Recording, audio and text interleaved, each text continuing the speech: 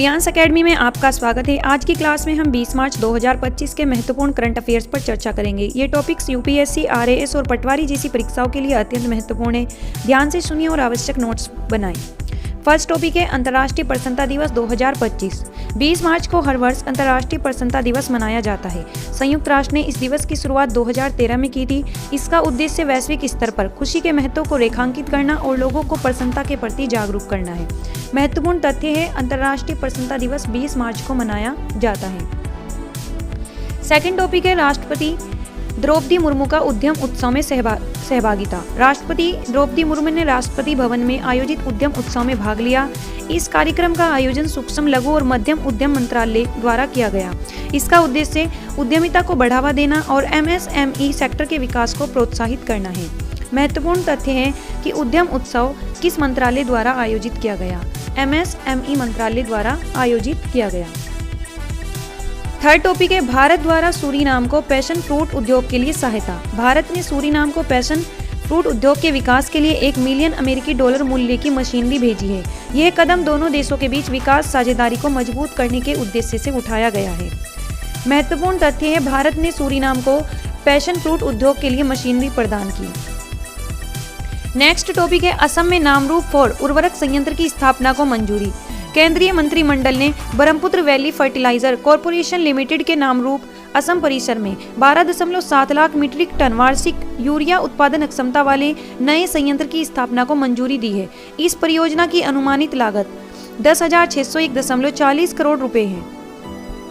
महत्वपूर्ण तथ्य है बीवीएफसीएल नामरूप 4 संयंत्र कहाँ स्थापित होगा? आंसर है असम में। नेक्स्ट टॉपिक है भारत एआई मिशन और बिल गेट्स फाउंडेशन के बीच समझौता।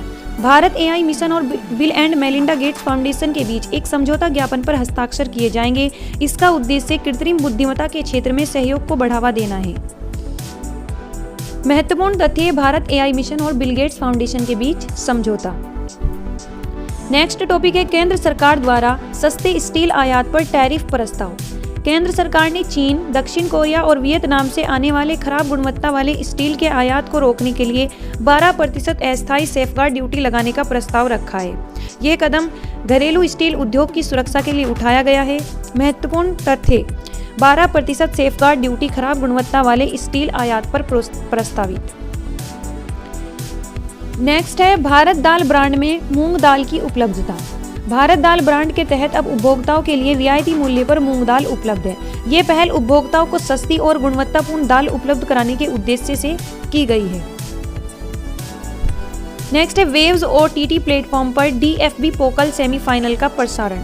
वेव्स ओटीटी प्लेटफॉर्म भारत में डीएफबी पोकल सेमीफाइनल और ग्रैंड फिनाले का सीधा प्रसारण करेगा। ये फुटबॉल प्रेमियों के लिए एक महत्वपूर्ण अवसर है। संशोधित राष्ट्रीय गोकुल मिशन को मंजूरी। केंद्रीय मंत्रिमंडल ने संशोधित राष्ट्रीय गोकुल मिशन को मंजूरी दी है। इस मिशन के लिए 3400 करोड़ रुपए का आवंटन किया गया है, जिसका उद्देश्य पशुधन क्षेत्र में विकास को बढ़ावा देना है। संसद भाषिणी पहल के लिए समझौता। लोकसभा सचिवालय और इलेक्ट्रॉनिक्स एवं सूचना प्रौद्योगिकी मंत्रालय के बीच संसद भाषिणी पहल के लिए समझौता ज्ञापन पर हस्ताक्षर किए गए हैं, जिसका उद्देश्य संसद से जुड़े कार्यों में विभिन्न भाषाओं की सुविधा प्रदान करना है। संसद भाषिणी संसद में बहुभाषी संचालन के लिए पहल है। अब महत्वपूर्ण एमसीक्यूज देखते हैं जो कि परीक्षा के लिए उपयोगी है। फर्स्ट क्वेश्चन है हमारा अंतर्राष्ट्रीय प्रसन्नता दिवस कब मनाया जाता है? ऑप्शन है 22 अप्रैल, 20 मार्च, 5 जून, 15 अगस्त। इसका सही उत्तर है 20 मार्च को।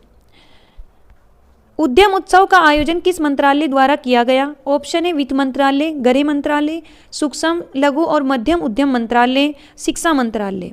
सही उत्तर है सूक्ष्म, लघु और मध्यम उद्यम मंत्रालय एमएसएमई। नेक्स्ट क्वेश्चन है भारत ने हाल ही में किस देश को पैशन फ्रूट उद्योग के लिए सहायता प्रदान की है?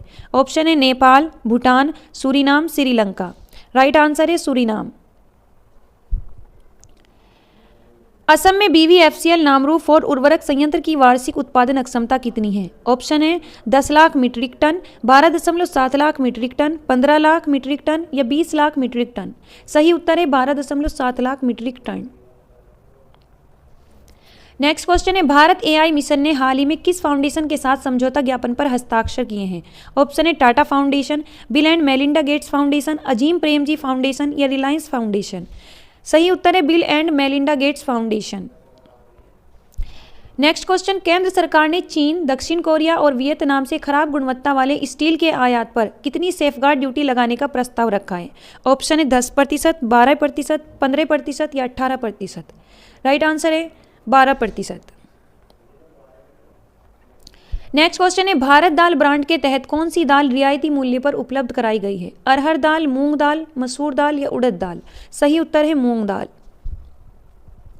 किस ओटीटी प्लेटफॉर्म पर डीएफबी पोकल सेमीफाइनल का सीधा प्रसारण होगा?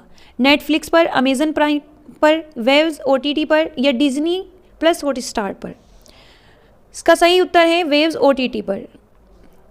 संशोधित राष्ट्रीय गोकुल मिशन के लिए कितनी राशि आवंटित की गई है? ऑप्शन है 2000 करोड़ रुपए, 2500 करोड़ रुपए, 3000 करोड़ रुपए, 3400 करोड़ रुपए। सही उत्तर है 3400 करोड़ रुपए। आज का लास्ट क्वेश्चन है, संसद भाषिणी पहल किस उद्देश्य से शुरू की गई है? ऑप्शन है सांसदों की भाषण कला सुधारने के लिए, संसद में बहुभाषी संचालन की सुविधा देने के लिए, डिजिटल रिकॉर्डिंग के लिए, ऑनलाइन प्रश्नोत्तर सत्र आयोजित करने के लिए। इसका सही उत्तर है संसद में बहुभाषी संचालन की सुविधा देने के लिए। अगर ये जानकारी आपको उपयोगी लगी हो तो प्रियांश एकेडमी को सब्सक्राइब करें और ऐसे ही महत्वपूर्ण करंट अफेयर्स अपडेट्स के लिए जुड़े रहें। धन्यवाद।